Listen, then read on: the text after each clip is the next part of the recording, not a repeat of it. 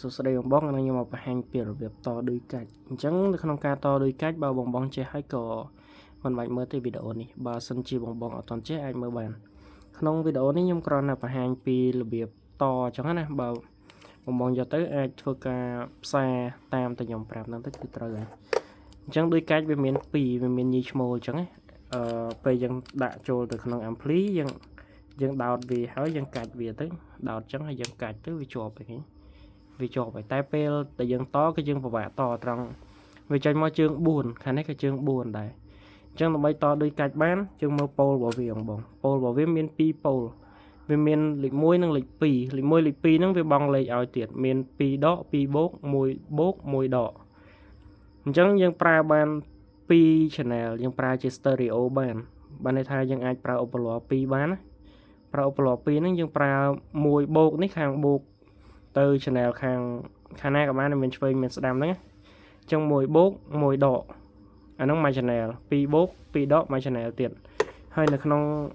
ការតដូចឈ្មោលក៏ដូចគ្នាបងយើងមូលកតុយវាមកអញ្ចឹងនៅកតុយរបស់វានេះយើងមូលហើយយើងរុញវាចេញមកដកបដូលចេញហើយបដូលនេះពេលយើងតខ្សែសងខាងយើងកុំភ្លេចសោកខ្សែចូលឲ្យហើយតែមិនអញ្ចឹងតហើយសល់ខ្សែយើងផ្សារហ្នឹងគឺយើងត្រូវផ្សារតែខាង ampli ខាងនេះ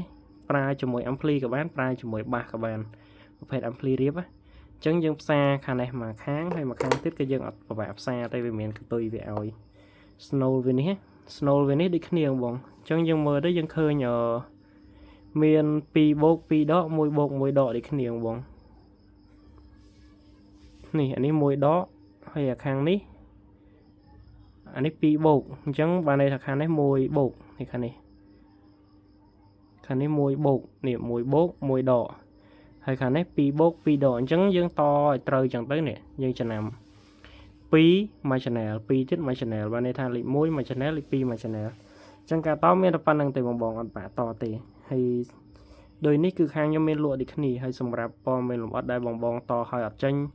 ឬក៏អត់តន់ច្បាស់ត្រង់ណាអាចឆាតមក Telegram ខ្ញុំបានអញ្ចឹងការតមានប៉ុណ្ណឹងបងខាងនេះគឺយើងផ្សារជាមួយធុងបាសឬក៏ ampli ហើយយើងចាប់ភ្ជាប់ទៅប្រភេទដូចជាអានេះខ្ញុំចាស់រុនស្រាប់ហើយយើងដាក់មកឃើញវាស៊ីគ្នាល្អបន្ទាប់មកយើងយកដូចឈ្មោលយើងហ្នឹងនេះដូចឈ្មោលនេះបងដាក់ហើយយើងកាច់វាទៅអាហ្នឹងគេហៅដូចកាច់នេះតែឲ្យកាច់ផុសទៅជាប់ហើយស្អាតមែនតើអាហ្នឹងយើងរបៀបលក្ខណៈ DIY ឬក៏យកទៅប្រើជាមួយបាសធំស្អាតមែនតើបងអញ្ចឹងចង់បានអាចតាក់ទងមកបាន